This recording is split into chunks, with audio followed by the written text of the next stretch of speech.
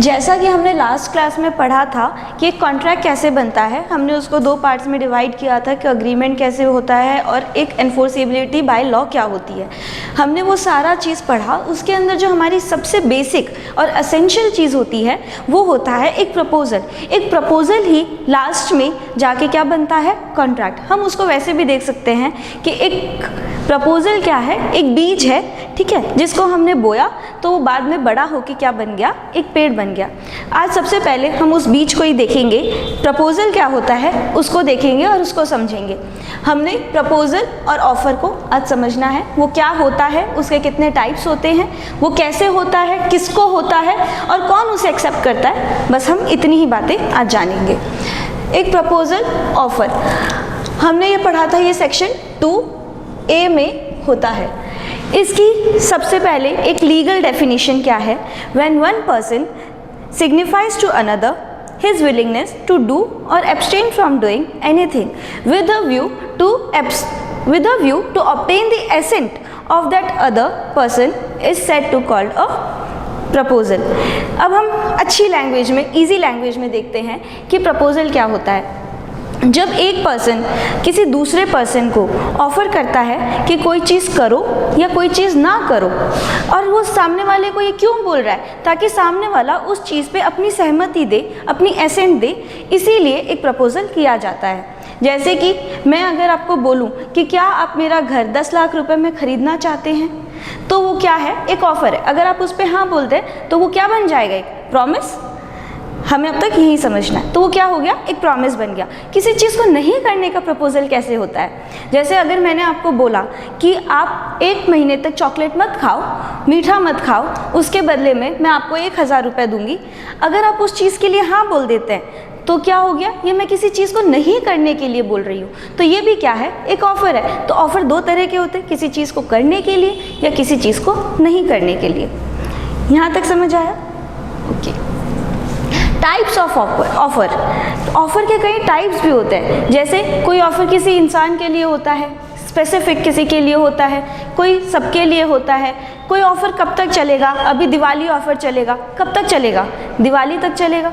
तो ऐसे कई तरह के ऑफ़र होते हैं जो हम मार्केट में अपने आसपास देखते हैं। आज हम उनको डिटेल में समझते हैं, जो हमारे डे टू डे लाइफ में काम भी आ सकते हैं। पहला,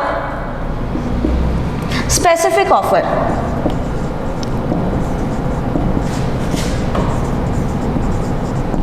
स्पेसिफिक से हम क्या समझते हैं, किसी पर्टिकुलर की बात हो रही है, ठीक है। पर्टिकुलर क्या होता है, कोई एक पर्सन हो सकता है, कोई एक ग्रुप ऑफ पर्सन, किन्हीं लोगों को मैं संबोधित करके भी बोल सकती हूँ, ठीक है। किसी सिटी के लिए हो सकता है, किसी शहर के लिए हो सकता है, किसी देश के लिए हो सकता है, लेकिन फिर भी मैं यहाँ पे क्या कर रही हूँ, किसी एक ग्रुप ऑफ पीपल को डिनोट कर रही हूँ। जैसे हम एग्जांपल से समझते हैं स्पेसिफिक परफॉर्मेंस ऑफ़र क्या होता है।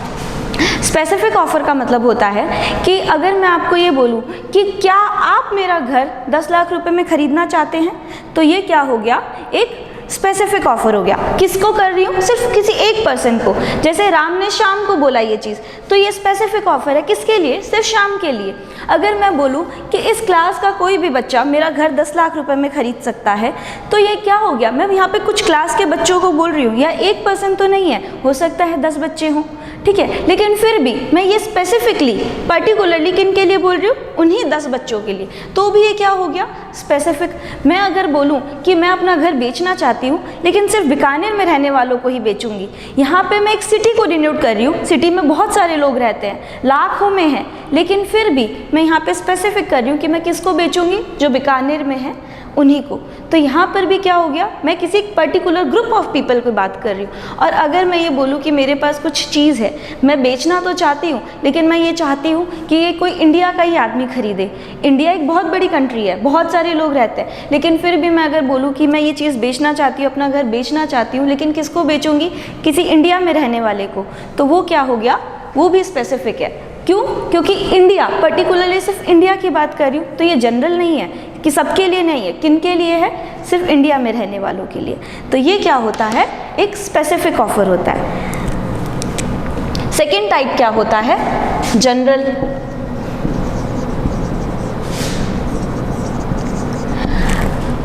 हमने स्पेसिफिक समझा, उसी में हमें समझ आया कि स्पेसिफिक क्या होता है, एक लिमिटेड लोगों के लिए। अगर लिमिटेड लोगों के लिए नहीं है, सबके लिए है, तो वो क्या हो गया, जनरल हो गया। जनरल का मतलब होता है बहुत सारे लोगों के लिए या सबके लिए, जो उसको हाँ बोल दे, जो सहमति दे दे, उसके लिए क्या है, जनरल ऑफर। मैं बोल रही हूँ कि मैं अपना घर बेचना चाहती हूँ, कोई भी इसको 10 लाख रुपए में खरीद सकता है। क्या यहाँ पे मैं किसी को बोल रही हूँ कि आप ही खरीदो, या बीकानेर का ही कोई खरीदेगा या कोई इंडिया का खरीदेगा, जो भी लेना चाहता है वो ले सकता है। तो ये क्या है, सबके लिए ओपन है, पब्लिक एट लार्ज के लिए होता है। तो ये क्या हो गया, एक जनरल ऑफर हो गया। इसमें एक बहुत अच्छा लीडिंग केस भी है, उसका नाम मैं लिख देती हूँ।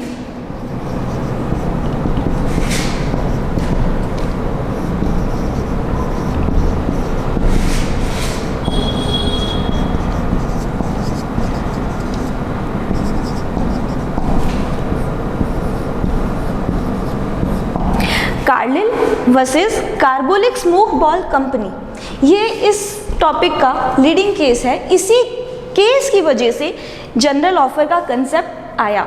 उससे पहले जनरल ऑफर जैसा कोई कंसेप्ट था ही नहीं। तो ये केस बहुत इंपॉर्टेंट है और बहुत इंटरेस्टिंग है।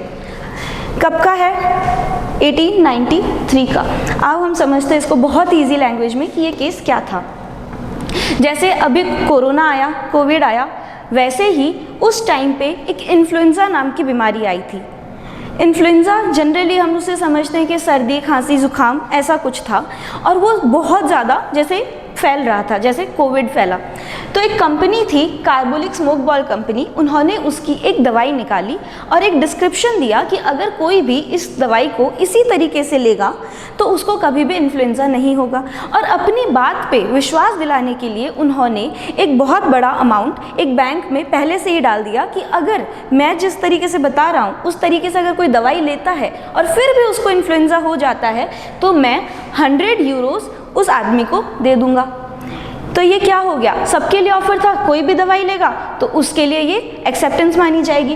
कार्लिल नाम की एक लेडी थी, उन्होंने ये कंपनी की दवाई उसी तरीके से ली जैसा उस कंपनी ने बताया था। फिर भी उसको कुछ टाइम बाद इन्फ्लुएंजा हो गया, वो ठीक हो गई, लेकिन फिर उन्होंने इस कंपनी पे केस किया और ये बोला कि मैंने जैसा बताया था उसी तरीके से दवाई ली, फिर भी मुझे इन्फ्लुएंजा हो गया। तो आप मुझे वो जो 100 यूरोज आपने कहा था कि हम किसी को देंगे अगर उसे इन्फ्लुएंजा हो जाता है, तो आप मुझे वो 100 यूरोज दो। कंपनी ने यहाँ पे इसको बोला कि हमने आपको थोड़ी बोला था कि आप आके लो, आपने तो अपनी मर्जी से लिया। तो ये कोर्ट ने यहाँ पे ये जजमेंट दिया कि आपने अगर इस तरह की बात और एक ऑफ़र किया है कि कोई भी आके मेरी दवाई लो, तो ये जनरल ऑफ़र है, आपको फिर बोलने की ज़रूरत नहीं है कि मैंने आपको बोला था या नहीं बोला था। ये ऑफ़र क्या है, जनरल ऑफ़र है। और इस लेडी को वो 100 यूरोज दिलाए गए क्योंकि कोर्ट ने यहाँ पे जनरल ऑफ़र जैसी कोई चीज़ होती है ये कंसिडर किया और माना, और इस लेडी को 100 यूरोज दिलाए गए। तो ये है famous Carlill versus carbolic smoke ball company का केस। तीसरे तरह का ऑफर होता है हमारा काउंटर ऑफर। काउंटर का क्या मतलब होता है? काउंटर का मतलब होता है कि जब आप मुझे कुछ बोल रहे हैं, मैं उस चीज़ को वैसा ही ना मानकर अपने तरफ से कुछ ऐड, लेस, कोई कंडीशन या कुछ भी वेरिएशन, किसी भी तोड़ मरोड़ के कुछ भी वापस कुछ बोलूं, तो उसको बोलते हैं काउंटर। काउंटर ऑफर का मतलब होता है कि अगर मैं आपको बोलूं कि क्या आप ये चीज़ लोगे और आप मुझे उसके अंदर कोई कंडीशन डाल रहे हो, कोई और चीज़ ऐड कर रहे हो, कुछ कम कर रहे हो, वैसा जैसा है वैसा नहीं मान रहे, कुछ अपनी साइड से कुछ दे रहे हो ऑफ़र, तो वो क्या होता है, काउंटर ऑफ़र। और ये हम जनरली हर रोज़ करते हैं। उसको हम एक बहुत सिंपल एग्जांपल से समझेंगे, और वो ये है कि मान लो कि आज मैं मार्केट गई और मुझे 1 किलो सेव खरीदनी थी। मैंने भैया से पूछा कि भैया आप 1 किलो सेव कितने में दे रहे हैं? उन्होंने मुझे बोला कि 100 रुपये किलो है। मुझे ज़्यादा लगा, मैंने बोला नहीं 100 रुपये में तो नहीं लेंगे, कितने में लेंगे? 80 रुपये में दे दो। उन्होंने बोला, अब जो ये मैंने 80 रुपये बोला ना, ये क्या है, मेरी तरफ से काउंटर ऑफर है। उन्होंने मुझे ऑफर में कितना बोला था, 100 रुपये, मैंने वापस क्या किया, काउंटर ऑफर किया और बोला मैं 80 में लूँगी।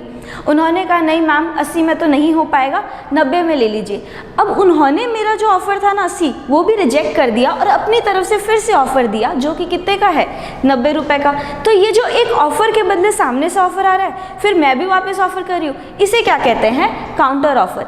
ये इसके अंदर किसी एक को लास्ट में एक्सेप्टेंस करनी होती है। जैसे उन्होंने मुझे बोला कि 90 रुपये में दूंगे, मैंने कहा हाँ ठीक है 90 रुपये सही है, आप 90 में दे दीजिए, ये क्या हो गई, एक्सेप्टेंस। तो काउंटर ऑफर जो एक ऑफर को वेरिएशन, अल्ट्रेशन को चेंज करके जब सामने से वापस ऑफर आए तो उसे क्या बोलते हैं, counter offer. 4 type of offer है क्रॉस ऑफर।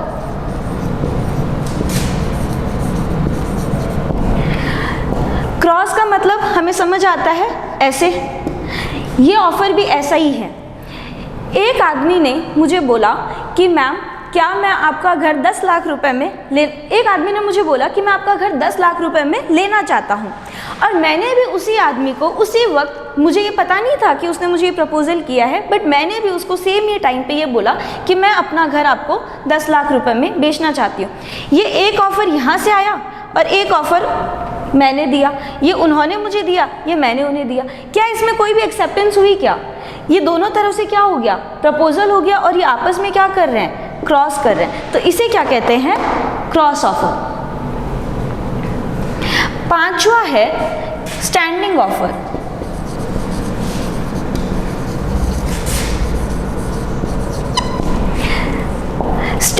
स्टैंडिंग का मतलब हम जनरली यही समझते हैं, स्टैंडिंग मतलब खड़े रहना। तो ऐसा कोई प्रपोजल, ऐसा कोई ऑफर जो बना रहता है, उसे क्या बोलते हैं, स्टैंडिंग ऑफर। लेकिन कब तक? जैसे मान लो कि आप कहीं गए, आज आप, अभी दिवाली का सीज़न है, मान लो कि मिठाई के डब्बे पैक हैं 100, ठीक है, तो एक ऑफ़र है कि 100 डब्बे ले सकते हैं।